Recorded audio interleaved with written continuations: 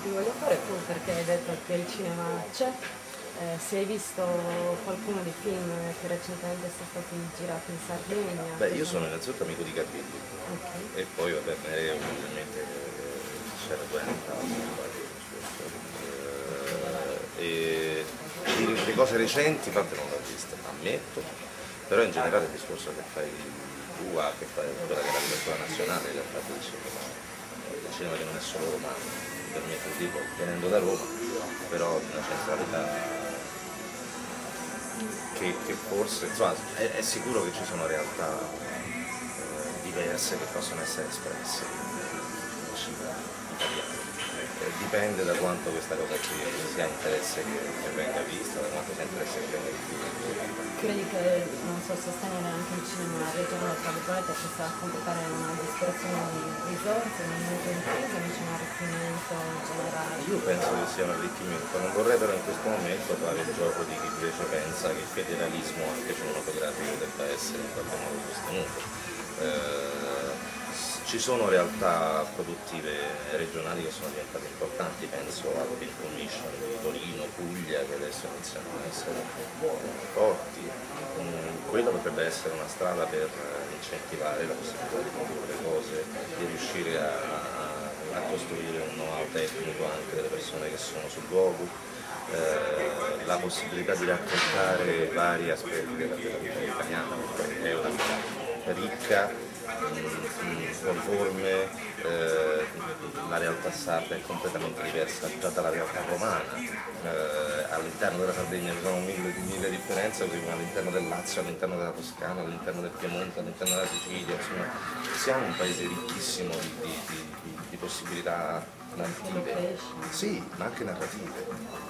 Con Gianfranco, se ti chiamasse qui a girare un film, ad aiutarla per un giro? Beh, perché no? Perché no? Se la storia è una storia con cui io penso di essere pertinente poi, perché insomma, questo riguarda anche noi attori, no? Lo dico non pro domo meo, però insomma probabilmente significherebbe anche riuscire ad avere un panorama di facce diverse, di possibilità espressive maggiori. Io sarei per una diffusione possibile, però credo che in questo momento ci siano diversi sforzi da fare, tra cui anche quello di riportare il cinema come linguaggio alle persone che pensano che il cinema non sia fondamentale. Questo non per fare un discorso. No, mi interessava, questa era una No, io domanda che ti volevo credo. fare su Taglia al Pulso, Credo volevo avere che- ciascuno di voi uno spazio per esprimervi. Io guarda, io penso che questo discorso del gusto in realtà sia la punta dell'iceberg, cioè c'è una cosa da tenere in considerazione in maniera evidente che è l'allontanamento del pubblico da un certo tipo di cinema. La gente va al cinema, è un dato credo di pochi giorni che in realtà si è andato a vedere poco cinema italiano. Nonostante siano usciti dei film apprezzati anche fuori e comunque si sia parlato di una rinascita un'altra volta.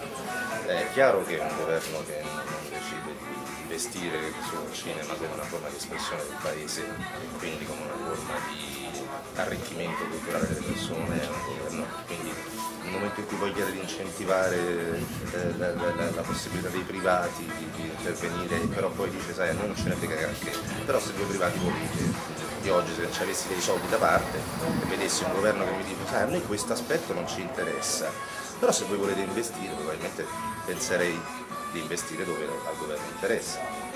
Senti, ma tu pensi che, non pensi che magari questo taglio al pulso strategicamente del governo possa essere dovuto anche a quello che è successo negli anni precedenti, agli sprechi che ci sono stati, alla poca disponibilità dei produttori, alle scelte sbagliate che magari hanno No, preso? allora bisogna stare attenti a non confondere produzione e distribuzione, nel senso che i produttori in realtà hanno tentato di fare cose, non tutti, ci sono privati che sono riusciti a costruirsi lo spazio e che intendono continuare a farlo all'interno di un mercato che è quello che loro prediligono e non c'è niente di male in questo. Il problema è garantire un'alternativa a chi va al cinema, garantire la possibilità di vedere il commedione e di vedere anche film, non so neanche come dire, impegnato oggi è una parola che mi spaventa. però insomma che possano avere questo, che non siano per forza i Natali da qualche parte, queste vacanze da qualche altra parte. Al contempo però il governo o una politica, delle regole certe sicuramente aiuterebbero i produttori a investire piuttosto che noi privati ad investire in un ambiente. Io non credo che... No, il problema fondamentale è quello che il FUS sia oggi gestito male, non c'è dubbio.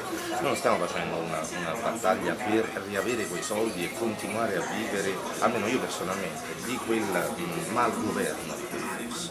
Il FUS va ridiscusso, va sicuramente ridiscussa la divisione delle pertinenze, per come è diviso oggi, è diviso in una maniera abbastanza ridicola. Va capito se si vuole o no, spererei di no, continuare a dare delle cariche ministeriali all'interno di questo tipo di organizzazione piuttosto che altre. Io credo che il nostro ambiente sarebbe ben disposto a lasciare a essere solo, a non avere la politica come punto di riferimento. Magari se noi riuscissimo ad avere un'organizzazione dei lavoratori dello spettacolo, personalmente, non degli autori, non degli attori, dei lavoratori dello spettacolo, tutti quanti, da chi mette le luci, da chi dà i carrelli, da chi fa il trucco, tutti quanti, e magari parte delle tasse reinvestirle piuttosto che non essere trattati come imprenditori nel momento in cui poi invece non lo siamo. Allora io credo che potremmo far essere più liberi da quelle che sono invece condizionamenti politici, perché è inutile che ci giriamo intorno. Se oggi io vado al ministero a chiedere a presentare una sceneggiatura, io comunque ho a che fare con persone che sono messe lì da aree politiche. Se io oggi vado in una scuola, il presidente di quella scuola è messo lì da un'area politica. Allora, va benissimo lasciarci liberi di andare alla politica, anzi magari. Forse un'agenzia autonoma, io ricordo Tomasini che accennava. Guarda, i punti di vista sono tanti. Io adesso sto con te facendo un discorso da bar, veramente, per cui non è che ho un'idea precisa e non sono io l'unico. Sì, anzi, insomma, io ci sto mettendo la faccia perché penso che sia giusto che chi ha un minimo di popolarità rappresenti persone che oggi tu non intervisteresti. Però le forme possono essere tante.